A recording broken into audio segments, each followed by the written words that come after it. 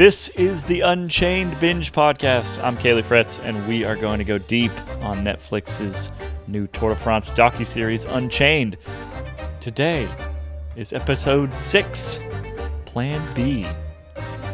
In today's episode, we watch one of the world's best bike racers be inexplicably bad at bike racing. We learn that one of the world's best sprinters can't remember his shoes, or unfortunately, when there is still a breakaway up the road.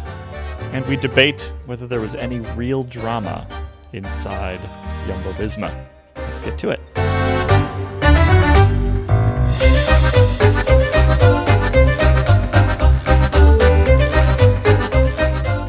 Joining me today, we've got the same crew as episode 5. Welcome back, Abby. Hello. Thank you for having me. And Johnny Long, reclined as ever. Relaxed and thankful for being here. And Kit, welcome back. Thank you for having me. Where should we kick off today? This episode introduces us to Alpecin de Koninck, kind of an up-and-coming team, home to one of the best riders on the planet. It also gets into this sort of conflict, real or imagined, between Wout van Aert and his needs and desires, and Jonas Vingegaard and the yellow jersey that he wants to win. Where should we kick off? Let's start with the real elephant in the room, which is a nickname we never knew existed until this series came out. Is this just our ignorance as English-speaking press who don't necessarily cover Jasper Philipsen in all his now revealed glory? But were you aware? Were you aware that his nickname was Jasper Disaster? I feel I read enough Het Nieuwsblad to surely have been aware of that. This feels like an internal team nickname, and it's not really nice. It's he's not like the sprinting stallion or like something sort of related to a skill set or a talent. It's more like he forgets his shoes on a regular basis, and so therefore it's called Jasper Disaster Philipsen. I didn't know it existed. No. I would be interested to talk with like some of the riders that he raced with back when he was sort of coming through the ranks, like at Hagens-Berman, for example, at Action Hagens-Berman, where he raced in, I think it was 2018, kind of on his way into the upper echelons of the sport, and whether he has been this way the whole time. I mean, clearly it's a personality trait deep enough for them to have mentioned it numerous times in a relatively short episode in which vast swaths of information are just completely left out. And yet it was determined that this was something that we needed to focus on, like 3 or 4 different times it came up in this episode. My favorite part about it was Christoph Rudhoft's dripping derision of the whole thing. Yeah. He was just so done with it. So, we've got to get rid of this nickname. We have no room for it. See, I took that as we have to get rid of him forgetting his shoes. Mm-hmm. Like he needs to stop forgetting his shoes so that we can stop calling him Jasper Disaster. But he also needs to stop drawing attention to it. Stop drawing attention to the idea that he's this whirling dervish. Well, regardless, it's a bit sad for him. Like, he probably forgot his shoes one time, and that's been his nickname ever since. Yeah, Mathieu van der Poel said he's off and off in his own little world, or what did he say? He lives in his own world, which kind of indicates to me maybe it happens more than once. That he does. He is a bit forgetful, and he's a bit of a dreamer. I don't know. It endeared me to him, and they were who he saw were ganging up on him. But ganging up on him in kind of an endearing way, like with the exception of Rudhoft, his sort of general, one of the 2 brothers that are the GMs of the team. Everybody else seemed to find it kind of endearing. Like yeah, he's Jasper. That's just who he is. He forgets his shoes. He lives in his own little world. I did find it endearing, and I also, for me, it was a good reminder that often the way that these riders are sort of portrayed, frankly, by us in the media, because we don't generally actually know them that well, is not always the best reflection of who these people are as people, right? Because we view them in an athletic context. Like, by the time we are talking to Jasper Philipsen, his shoes have been found, and we don't ever hear about that bit. We're just we're post stage that he's either won or lost, right? Like that's the things that we were talking about.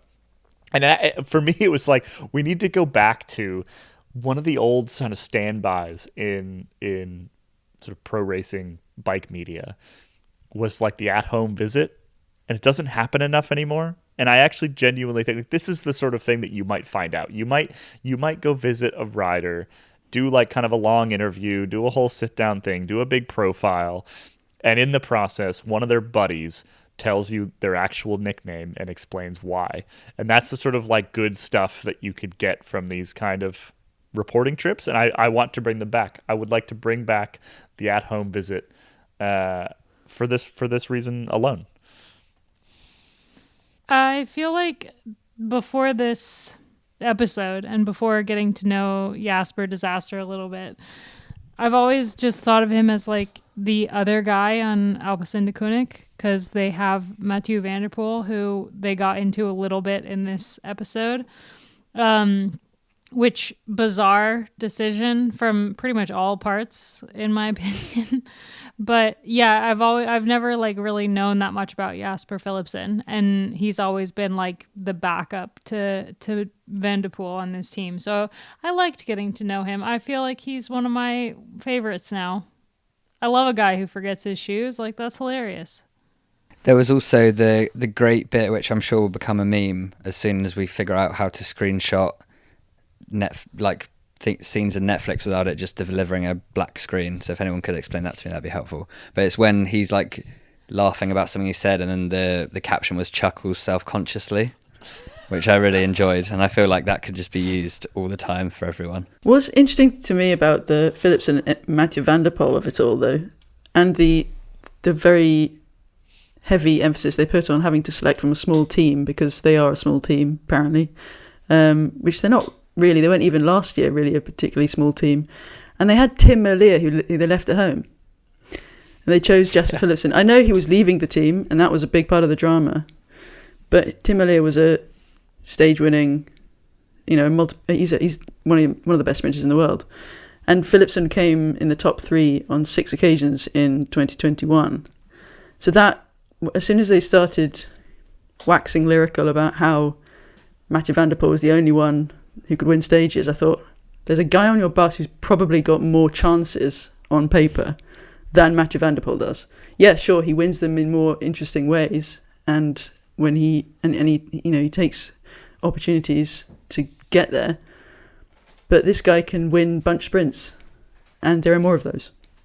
The one thing I never saw coming was Kit campaigning on behalf or against Tim Merlier erasure, and I just really like that's It's not necessarily that, it's just that this is part of one of my problems with this episode, which I'm afraid you'll hear a lot of, is that there were, and you've already mentioned it, that there were loads of bits that were left out, and this is and they just really, really hammed up the back foot that Alpecin de Koning are on, and they were never that.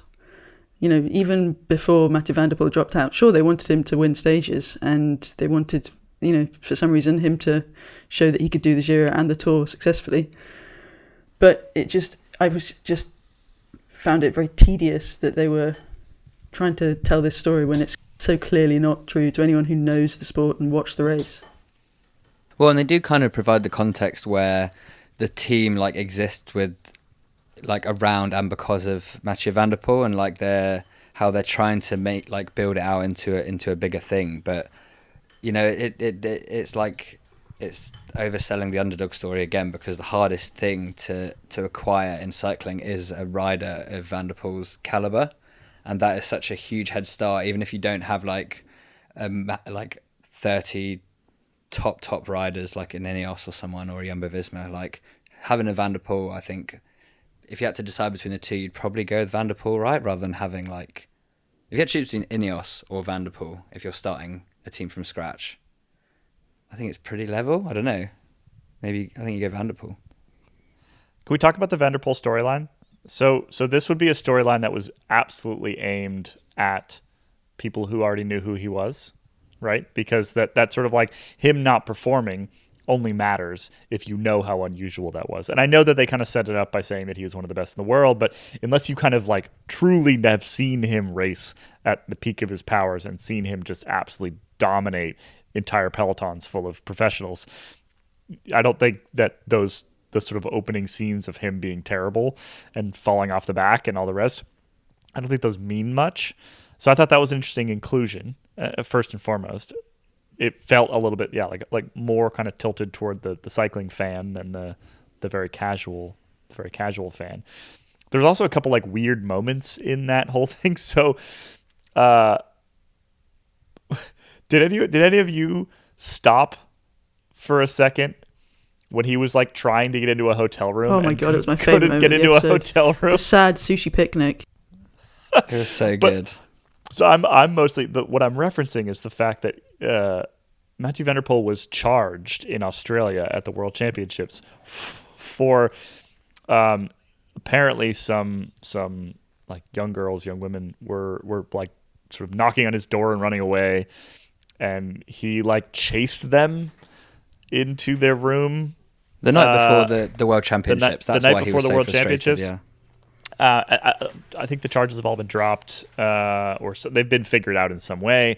But this was a big deal last fall, and I just like, again, of all the shots to include, like you have to assume that in a 39-minute episode, whatever this is, like every single shot is pretty carefully selected to do something. Right. And I couldn't help but think, like, is this some sort of weird, like, wink and a nod toward all the people that know what's about to happen, like 3 months later? It was just a very strange.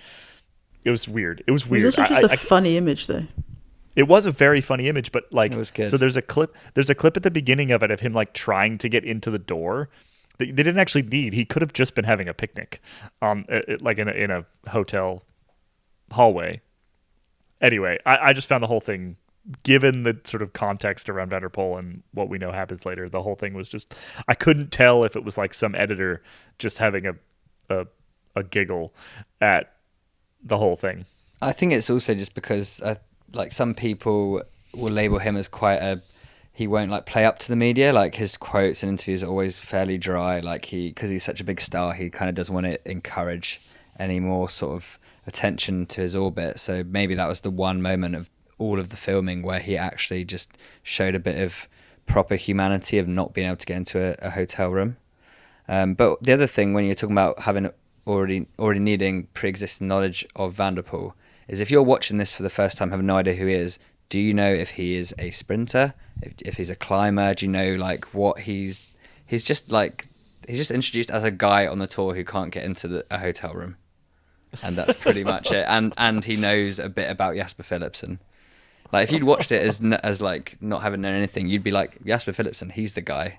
Van der Poel's like this wacky side character brought along for the ride. That is true, and it's weird. I mean, you have to wonder like what the team was thinking, knowing that Netflix was going to film this year of the Tour de France and sending Van der Poel to the Giro before the tour, and he's not like a seasoned. He's very, very, very good, but he's still like relatively young when it comes to that kind of load. Mm. I mean, it's not. I don't know. I thought it was really. I was very curious about why that would have been a decision that was made, and I guess it worked out because they did the spin with Philipsen, but yeah. What about when Van der Poel was shown training and retching into a gutter on the side of the road? Was that there to like show people like, yeah, being a pro cyclist is not glamorous. Like, yeah, you maybe like pop in champagne in like a budget hotel, French hotel, but you will also be just in a gutter with like a Belgian man patting your back. He was doing a test, and well, you have to go as hard as you can possibly go. Right. Well, on the line about like I've never seen anyone do efforts like he has, I think is an interesting one because it's kind of pushing back on this notion. Again, you have to understand the context around Van der Poel and how ridiculously talented he is, that like he's a rider that can skate by on talent. It is very, very much in opposition to that idea that he is out here like literally puking on the side of the road. Okay, so moving on for Van der Poel, because frankly, He didn't really do anything in this Tour de France, and the only reason he was included is because he is Mathieu van der Poel, which again, if you don't know who that is, probably made no sense. And the character was not developed particularly well, or I should say like sufficiently. They didn't dedicate that much time to him. It was more about Philipsen, and Philipsen's kind of like quest for this stage win, which also then brings in Wout van Aert, who we will get into later in the episode, talking about Wout and Jonas. So that was a kind of a nice bridge between these two kind of bits of the narrative. And of course, kind of early in the episode, we get Philipsen's celebration for second place, which was a highly embarrassing moment. I will say that the show did a very good job of increasing my empathy for Jasper Philipsen in that moment, because last summer watching that happen, you're just like, how did he not know? Like how? I mean, literally, he can see Wout van Aert. It's not like he finished like minutes in front of him. It's like on the straight, if you looked ahead, you could see him up there. So how did he know? And so I to be perfectly honest, didn't have a whole lot of sympathy for Jasper Philipsen. But then you see him like talking to his partner and just kind of devastated and more than anything embarrassed. And I think embarrassment is one of those emotions that is really sort of, it hits all of us because we've all felt it sometime.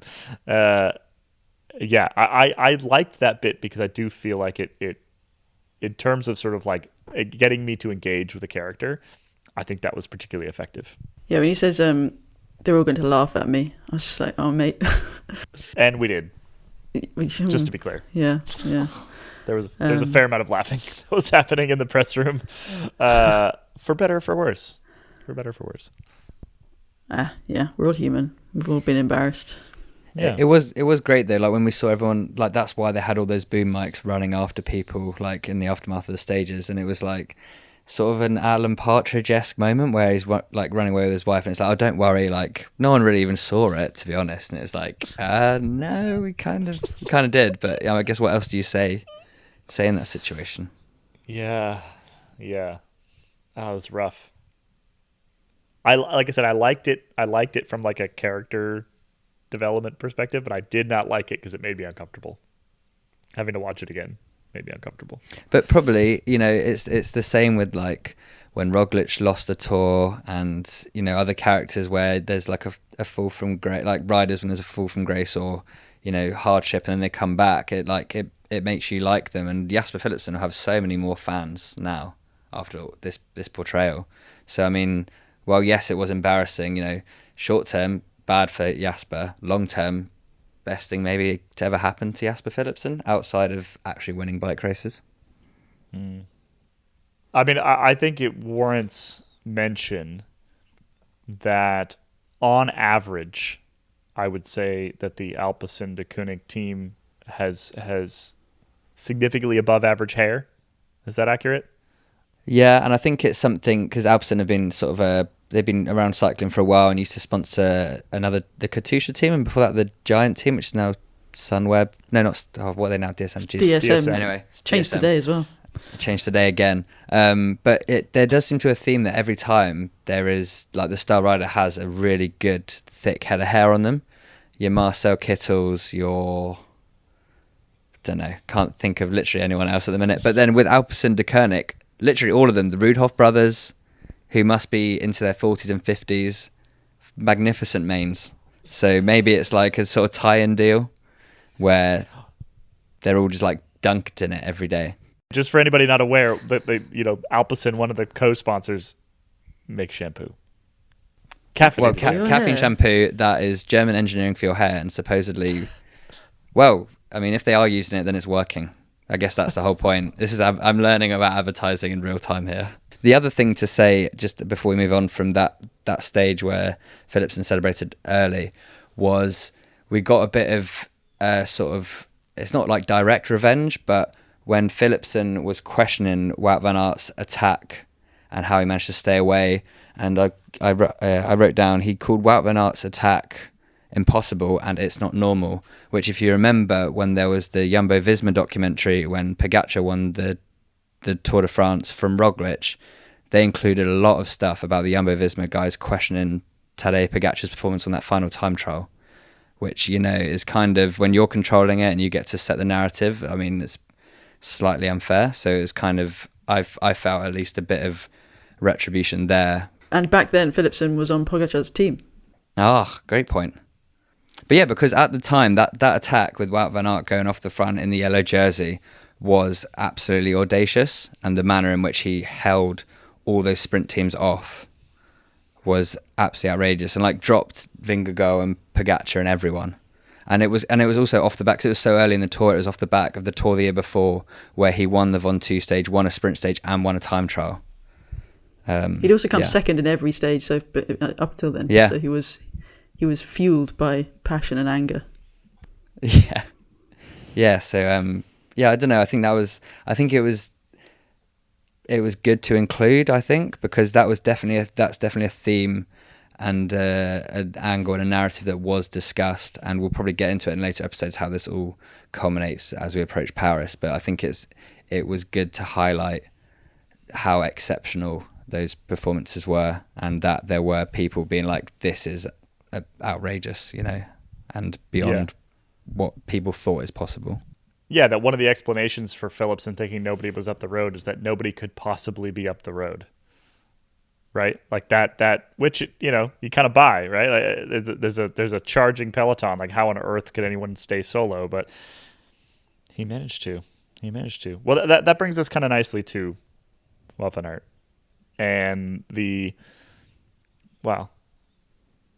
conflict that is portrayed within the show, particularly in this episode, also a bit in, what was it, episode 4, and that conflict is basically this tension between Wout van Aert wanting to win stages and kind of riding for himself, and also needing to work as a helper, a domestique for Jonas Vingegaard, either in the yellow jersey or trying to get the yellow jersey, right? That's the fundamental tension. And I think that the producers of this show have kind of identified that as a potential source of drama. And the question is, was there any real drama? Was it, kind of played up? And we have a bit of an answer from Wout van Aert himself. He actually spoke to media this week. And, well, who dropped the quote in here? We can read the quote out from him. Abby, what does he say about his portrayal in this show? He says, I was finally able to watch because, strange but true, although I play one of the leading roles, I did not know what would be seen. It is quite disturbing that stories were written in the documentary that are not there. For me, the series is focused on commotion. Jonas and I are best friends. The focus is on moments in which it is difficult to make the right decision, but there are also so many moments in which we have strengthened each other and worked together. It is a pity that that has been removed. What are our thoughts on this? Is it overdone? Definitely. Yeah. Is it necessary for the show? Well, I mean, they were trying to stir up commotion, and they had, when you introduce an episode with the word disaster over and over and over and over and over again, you have to find another example of it in order to have a mirror to the Philipsen storyline. So, in a sport which is so team-based, and at least to the outside world, it's really, really, really emphasised that we're all working together. There are always going to be conflicts within teams and different personalities clashing, but yeah, the most obvious one is probably the Van Aert-Vingegaard one, because Van Aert wins stages, Vingegaard wins stages. Before it would have been, a Cav-Wiggins setup. It's when you've got those two prolific champions in a team, you can, there's an obvious storyline waiting to be told. But yeah, it was so dialed up, I think. And when they made such a thing of him not waiting for Vingegaard when he crashed towards the end of the stage, I might have cursed at the TV, because you could still see the convoy right there. and Vingegaard was getting back on his bike, so they were maybe 30 seconds off the back, and he had a bunch of teammates already. So for that reason, and for a few others, it, you know, for people who know what they're looking at, when you look at the race footage, it was very clear that this was all a bit exaggerated, more than a bit exaggerated, I think. I'll play devil's advocate slightly and say that Wout van Aert, he's already like won all the stages he could, and he's got the green jersey, and it's all gonna work out. But he, for some reason, he just needs this extra stage to Carcassonne, and you saw it on the team bus beforehand, where he's like, it's like silence, like, well, I'd quite like to go for the stage, and everyone's it's the just word like, actually. Yeah, and it's like, dude, what is wrong with you? Like, come on, like, have we not got enough here? Like, at this point, we're just tempting fate if we're gonna keep on, you know, going for it like this. And does he really need to do that? And even if like there are other teammates behind, it's like, surely if, you know, Jumbo-Visma especially are so desperate to win the Tour de France, and like at the time still you're like, is Pogačar gonna manage to get back on terms, and they finally got the yellow jersey back on their shoulders? Surely you do everything possible that even if it's the whole team is there, you drop back just in case, because you're also the strongest rider in the race. So my thoughts on this are basically that, like, the things that they show did happen, right? And the source of the over dramatization is essentially what Wout says in that quote, which is that they didn't show a lot of the other side. So when we saw this exact same thing happen in stage 5 in the Roubaix cobble stage, we saw it essentially like we saw it resolved by the end of the episode, and the resolving of it was the fact that Wout did eventually wait and basically saved Jonas Vingegaard's race, right? Like, went back, dragged the entire peloton back up. And what did he end up losing? He ended up losing like 13 seconds or something like that. That was relatively minor, when it could have been sort of a minute plus. Now, at the time, we didn't know that the Grenon stage was going to happen, that he's going to take minutes anyway. That would have felt like a race-ending moment without Wout van Aert's efforts. So we saw that exact same conflict set up in that episode, and then resolved within the exact same episode, right?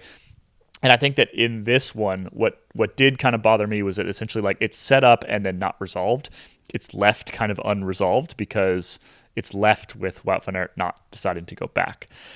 But I will absolutely maintain that, like, unless Van Aert is acting in that scene in the bus where he's like, actually, I would like to do this, he's still asking to not do what the rest of the team wants to do, right? Like, he is still doing that.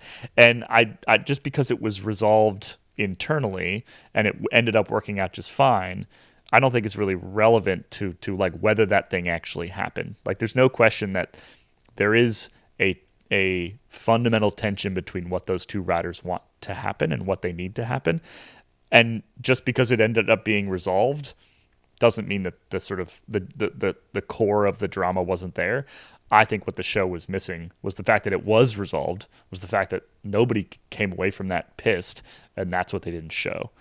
But sort of like the initial sort of the kernel of initial drama, that still existed. Like, that moment still happened on the bus. You still had Christian Nierman being kind of awkward about it. And like, they just didn't resolve it at the end, which I think is that's the over dramatization for me. But that was editing. Like, it's Wout van Aert, and it was a relatively chill, or was on paper a relatively chill stage. If it hadn't been for multiple crashes, then it would have been a pretty straightforward stage. And that was before the stage. There was no way they were going to know that Jonas was going to go down on that stage. Wout putting his hand up to potentially win the stage is totally legit from a rider who could potentially win the stage. And when you're a rider on a team like that, and you feel good, you have good legs, you need to be able to put your hand up and say, look, I think I can go for this stage. Guys are doing that on every single bus, regardless of what the team's ambition is. That happens in every single team meeting. There's always somebody who's like, I feel really good today. I would like to go for the win today. And that's like not out of the ordinary at all, and totally played into the whole like Wout is the villain story perfectly for Netflix, but is absolutely like unfounded in whatever kind of like malicious thing that they're trying to spin. I don't think it felt particularly malicious, though. I think that's the. I think that the way that they edited the responses were meant to make it seem malicious. Like the way that they edited like Jonas from the side, like where you couldn't actually see his facial expression at all, but the way that they had the camera like made it seem ominous, and it was probably a shot from like a completely different day on the bus, but 3 days later, it fit perfectly into that moment. Like the villain thing felt more malicious in the previous Jumbo episode, in the Roubaix episode to me. In this one, it just felt like this. It's like I said, absolutely an attempt to make it seem like there was probably drama where there wasn't drama. But at the same time, if you've got a rider who has basically said, I don't want to follow the yellow jersey around all day, probably valid from him, that's still like the whole team is not rallying around the yellow jersey, which is in theory what you would end up with, like, for example, with a Team Sky in 2014. They don't bring a sprinter, right? There's nobody on that bus that's like, I would like to go for a stage win today. That's not happening. So I don't know. I struggle with like completely pushing aside the fact that they used that. I think that was fine. I think that they just didn't resolve it. Like they left it by leaving it kind of open-ended at the end, doing all the cuts around the crash and Wout van Aert not coming back and all the rest of that stuff. That's the part that feels disingenuous to me. The actual bit on the bus only feels disingenuous because they didn't resolve it for me. Because that what happened in the bus is what happened in the bus, and you've got a guy who's like, I would like to do my own thing, and the team leader who says, I would like you to not do that, and that actually happened, but again, didn't get resolved, and that's the kind of weird part. The race lead at that point was 2 minutes 22 seconds. So I don't know. I know that's, you can lose that in one day. Obviously, I don't know. I think, yeah, the context is what's lacking here, and that's, I think, something that runs through the whole episode.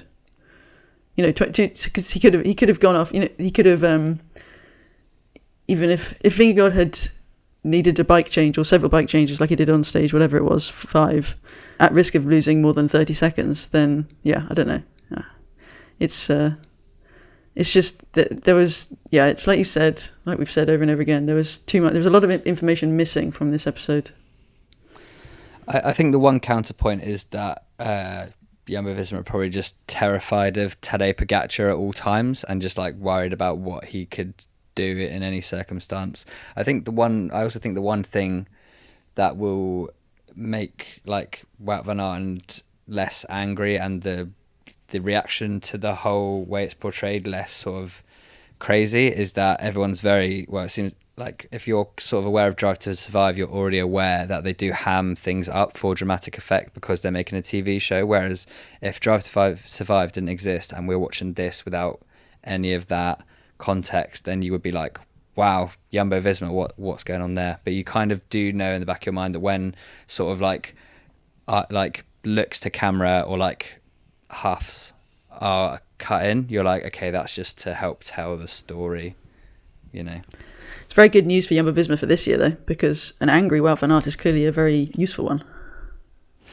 How is this? So here's a question: do we know how the show's been received in like Denmark? Like, are Vingegaard fans pissed off at Wout van Aert? Because I guess my fundamental thing is like I didn't come out of this episode feeling like Wout van Aert was that villainous. He was way more villainous in the earlier episode, and so I don't think like for it to be over dramatized, I would have to come away being like, oh man, that was the bad guy. But he didn't really in this one. Like he just sort of came across as a guy who wants to win. Yeah, he's just keen and asked to do so. Yeah, he's just really keen, and so I didn't feel.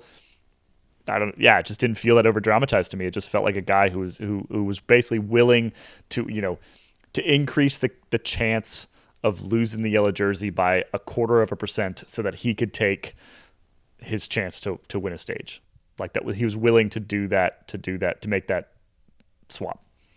But I don't think he's upset with being cast as a villain. I think he's upset with being shown as a bad teammate, which in cycling is the same thing as putting like a black spot on your hand for Davy Jones' locker. I don't know. That was a weird reference. Oh, wow. Like being a bad teammate in cycling is like you can get labeled as a bad teammate and that will follow you for your entire career. And I don't think that Wout is like, oh man, they made me like a cartoon villain. I think he's like, they showed me as a bad teammate and that is not true. And that is why I'm upset. And I think, like, to Johnny's point, there are a lot of people watching this show that know that it's a TV show, and there are a lot of cuts that have been made that are fabricated or like cut from different things to make something seem more dramatic. But a lot of people who watch the show don't think that. They think that these people are literally just like as they're cast on screen. As I have been given a talking to from Ronan McLaughlin about my opinion of Christian Horner. So like there are definitely people who are watching this show and they're like, wow, Wout is a really shitty teammate. Why would he do that to this cute kid from Denmark, Jonas Vingegaard, who's like such an underdog? And that's just like totally false. Like he's one of the best teammates, one of the most selfless guys in the peloton. And so I totally see why he's pissed off about the show and how it's portrayed him. I guess that's my point, is that the issue is that it wasn't resolved. The issue is they kick off this narrative that he's a villain, and then they don't fix it, which is what they did in the previous episode. In the previous episode, they kick off the exact same narrative, and they fix it by the end of the episode. They say, actually, he took this amazing giant pull, and he saved Jonas Vingegaard's entire race, right? And granted, maybe there's just nothing in that there was nothing in that stage for them to use as that example. But that was the disingenuous part for me, was that they set up this thing and then they didn't fix it at the end, because the thing was still set up. Like I still maintain that like he still said the damn thing on the bus. So like what you end up with is you don't have the full story of him doing a million other things throughout that race to make sure that Jonas Vingegaard stayed in yellow, and then you just end up with just this one little nugget. So it's less about it's like I guess it's sort of two halves of the same coin here. It's over dramatization, basically via like lying by omission, right? Like nothing was said in there that didn't actually happen. They just didn't say a lot of other things that would have provided some necessary context. That's my issue with this episode. Yeah, I think the early part of the episode with the Alpecin portion does Van Aert no favours either, because you've got this constructed narrative, and yes, it's based on elements of truth, but there are things about the selection process at Alpecin, with Philipsen not being equipped to win stages when clearly he is, and the use of Van der Poel at all when the emphasis on Van der Poel at all. So it just felt like there was a lot of race footage that they used to tell a story that was a little bit more contrived than any we've seen yet. And I'm not saying it wasn't there. It's just that it was slightly more far-fetched for somebody who knows what was happening and who can tell what's happening in the race footage. Even when, they were talking about the GC teams blocking the sprint teams from catching the two-man breakaway into Carcassonne, and then suddenly they're still talking about sprint teams picking up the pace, but it's still Ineos on the front, and it's just like these clips make no sense, and so it was just a whole episode of slightly grasping at straws a little bit, which in the end made everyone come off looking a little bit iffy. Is this the most kind of the furthest from actual reality episode that we've had thus far? Yeah, it's just the most bullshit episode we've had thus far. I think it's the hardest to watch. It's the least tailored to, or the least expert friendly one, the least fan friendly episode. People who knew what was going on, and yeah, it's got a lot to get your teeth into, obviously, with the Philipsen being a character. But I think for so much of it, I was just going, hang on, that doesn't fit. And so I think maybe this one would be one where non-cycling fans could get excited when everyone else is raising their eyebrows. Still better than episode 1, though, I think. Yeah. Yeah, that's true. So episode 1's still probably the most, like, making something out of literally absolutely nothing. And this is probably a close second for me. The moment that they showed the finish, though, and it was like Jasper Philipsen, Mess, and Wout sprinting against each other, and it was in like slow mo, and the music was just like it was great, perfection. That was the only point in this episode, other than like Jasper Philipsen just being like super relatable, that I was like, okay, this is great still. But other than that, it's just like the whole episode just had me going. Can we talk a little bit about Jonas Vingegaard on the radio? Oh man, he lost his cool. He always needs a bike. Yeah. Always needs a bike. If there was a like a Jonas Vingegaard action figure where you like pulled a string in the back or press the button, that would be like the catchphrase. It'd be number one, I love my wife, and then number two, I need a bike. 10 years ago, they'd have been selling it as an SMS notification. Yeah. That would be great. Johnny, you have to provide context for the I love my wife part, because if you just watch this TV show, you have no idea what you're talking about. We got hints of it, I think, in one of the episodes, but basically during the race, like every day, the yellow jersey has to do a press conference, and so if a rider's in the jersey for a number of days and nothing's really happening, then you kind of run out of questions, and so maybe you just try and delve a bit more into who they are and get to know them, especially with a new rider on the scene at that level. So you'd kind of be trying to delve into Jonas Vingegaard's personality, and it turns out that no matter what question you ask, like the most banal thing about like what you have for breakfast or what TV shows he likes, he'd always just be like, I just like spending time with my family, and I love my wife and I love my kid. And then also after every stage he'd be warming down on the rollers and he'd be on the phone to his wife just chatting, I guess, about anything. And he's just a big wife guy, and it's surprising as well because he'd be on the phone to his wife a lot, but then she was on the race for a lot of it as well.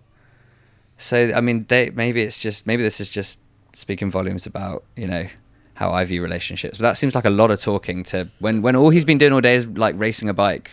But we had Geraint Thomas's wife say that she doesn't watch the races, she just waits for the phone call, the text after the stage. So maybe he's literally just saying, it's all right, I'm alive, I made it to the finish. I have a screenshot of the Paris-Roubaix episode, or the Paris-Roubaix stage, that just is Tom's writing me, don't worry, I'm alive.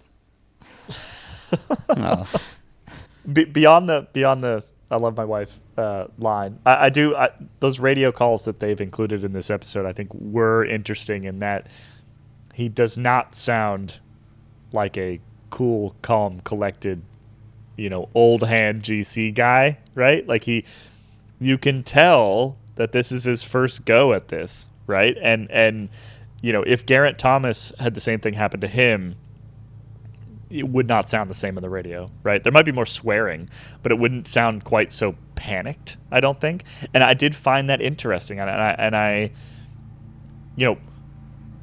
one of the reasons why it's so hard to win lots of Tours de France is that there are so many things that can go wrong, and sort of dealing with those things that go wrong is a big part of what makes big champions, right? And that made me wonder whether he's going to run into problems on that front, regardless of his physical abilities over the next couple of years, because his reaction to chaos was not always the most doubt. Or maybe he'll figure it out, because that was, like I said, it was his first go at it. Do we know that I Need a Bike was from this same stage, though? Oh yeah, who knows? No. The only other thing though is that like when he said like I need a bike, it like the only thing it reminded me of was like if you wake up in the middle of the night after having a dream that you've overslept for an exam, like at school, and so like he'd suddenly woken up and was like in the middle of the Tour de France without a bike. Like it was that level of panic, which I think was like that kind of mirrored the Jasper Philipsen sort of what was it again? Chuckle self-consciously. Like it was just like the brackets would have said sheer terror. I received a text as we're recording this podcast from a rider on Trek Segafredo, the American team that is not one of the teams featured in this series. He wants me to know that he is watching episode 2. How did Wout get into yellow? I'm confused. Weirdly, that's exactly the same question that my girlfriend asked me, who has no idea about cycling. So it's good to know that both ends of the spectrum have exactly the same questions about. And he was in the series. race, and he's confused. Yeah, he was in the race. He doesn't know. Didn't your girlfriend? Was it your girlfriend who said that Wout was the Pixar villain? Was that somebody else? Yeah, that was the first impression, was that he looks like a Pixar villain. It's the incredible. He has Incredibles hair. With the hair. Yeah, but With, then like, that guy was ginger. Anyway, we're getting too far into it. But We should actually point out that the little blonde streak in Wout's hair is not dyed. it's like a birthmark thing. Yeah. She also did say that he's got too much hair. So then, but then maybe Wout van Aert should go ride for Alpecin de Koenig, because too much hair seems like a... Maybe he's got a personal sponsor. Yeah.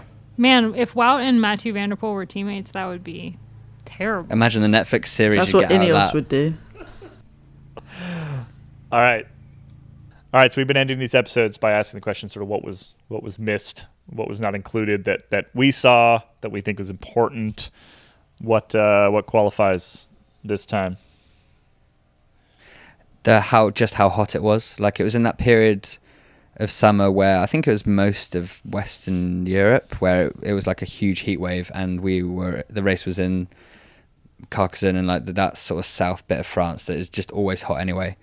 And it was so hot that I remember one morning, it might have been that Carcassonne stage actually, where I was trying to interview Owen Dool, and he was just so hot that he was like, sorry, I just can't do this. Like, I can't think straight because it's so hot, and I just need to try and cool down before riding 200 kilometers. And like some of the riders, like the teams were making them slushies, because our colleague Josh Robinson wrote a really good article about how it was important. You guys wouldn't be able to actually explain the process better. It was about the effects of cooling the body, which the slushies did better than just like having ice on your neck. Yeah, it was hot. It was super, super hot. And we went for a swim in the river that did not make it into the show. Yeah, right. That was they didn't show us playing cricket with like the EF mechanics and drivers and soigneurs, and they haven't shown me, you, and Ian with our tops off swimming in the river. Which we know they have footage of. Yeah, but the camera was pointed at us. It was. I imagine it was such a ghastly image that it was not suitable for broadcast. It was very hot. I mean, there's so many little details of the Tour de France that are left out, and yeah, I know that probably the majority of folks listening to this, you're already a Tour de France fan. You probably already listened to a fair number of our podcasts. But if you are not, if you are new, listen to the Tour dailies that we do. We do an episode every single stage. Head over to escapecollective.com. You'll find them there. Or the Escape Collective podcast channel. And yeah, it's just that's where we get into all the little stuff, right? We got an episode every single day, bringing you kind of behind the scenes at the Tour. I can't wait to make those. They're super fun to make. But that is, I think, the best way that we can kind of bring the Tour de France to your ears. Especially if you like the sort of nuggets where it's Mathieu van der Poel eating sushi outside a locked hotel room, or Jasper Philipsen chuckling self-consciously. That's kind of like what we aim for. That's like our coverage. So if you like that, we do all the normal stuff, but we also do a lot of that stuff too. Lots of self-conscious chuckling. All right. I think that's it from us for this episode. Again, that was episode 6. We will be back chatting about episode 7 here pretty soon. Episode 7, everything for the podium. We're getting near the end. All right. Thanks for listening, everybody. Check back in the next episode of the Unchained Binge Podcast. Bye-bye.